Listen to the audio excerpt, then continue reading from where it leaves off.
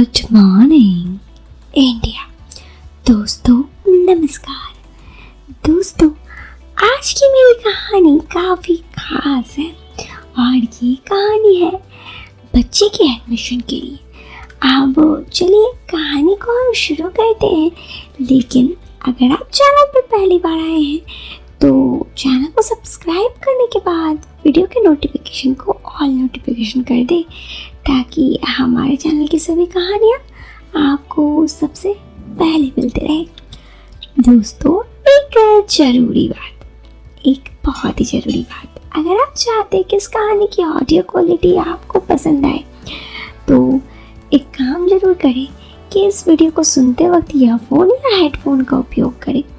इससे इस कहानी की ऑडियो क्वालिटी पसंद आएगी आपको जब आपके कानों से पास पहुंचेगी। तो चलिए कहानी शुरू करते हैं।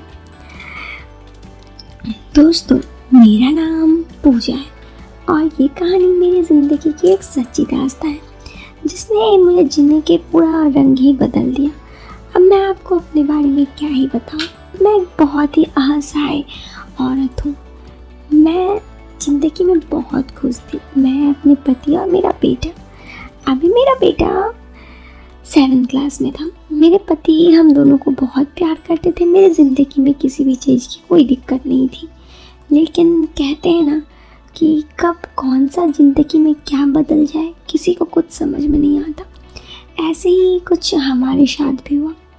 एक दिन अचानक से मेरे पति की मौत हो गई। मेरे पति की मौत के बाद मेरी ज़िंदगी पूरी बदल गई। उनके एक्सीडेंट में मौत हुई और उसके बाद से दोस्तों मेरी ज़िंदगी पूरी तरीके से बदल चुकी थी। मैं उन्हें बहुत प्यार करती थी। मेरा बेटा भी था। क्योंकि मेरे पति एक प्राइवेट सेक्टर में जॉब करते थे, इसलिए उनकी सैलरी भी बंद हुई तो सब कुछ की दिक्कत होने लगी। दोस्तों फिर ज़िंदगी का असली रूप सामने आया, जहाँ पर कोई किसी की मदद नहीं करने वाला।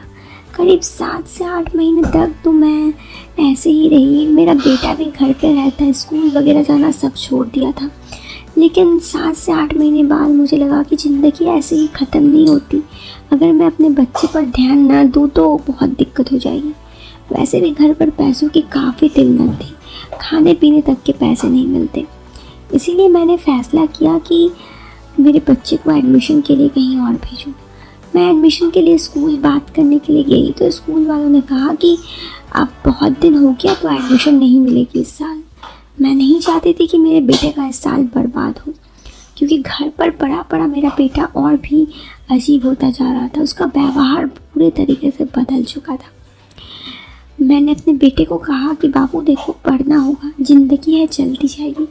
मेरा बेटा भी समझ गया कि हाँ पढ़ना ज़रूरी है, क्योंकि अगर वो चाहता है कि ज़िंदगी में कुछ बने, अपने पापा के सपने पूरे करे, तो पढ़ना बहुत ज़रूरी है। उसके बाद से मेरा बेटा अच्छे से पढ़ना तो चाहता था, लेकिन स्कूल में एडमिशन नहीं हो रहा था। ऐसे में मैंने अपने बच्चे को कहा कि तुम बस पढ़ाई पे ध्यान दो, स्कूल में एडमिशन हो जाएगा।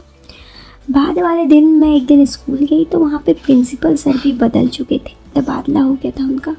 एक नए प्रिंसिपल आए थे तो उन्होंने मुझे कहा कि अब तो एडमिशन नहीं हो सकती, इस साल तो अब नहीं हो। मैं नहीं चाहती थी कि मेरे बच्चे का 1 साल लॉस हो। मैंने उन्हें कहा कि सर थोड़ा सा कुछ कीजिए ना। उन्हें देखकर हल्का सा मुस्कान दी। वो समझ गया और मैं भी। उसके बाद उन्होंने कहा कि अच्छा अगर आप कहते हैं तो ठीक है, आज शाम को आ जाइए, स्कूल के बाद मिलते हैं।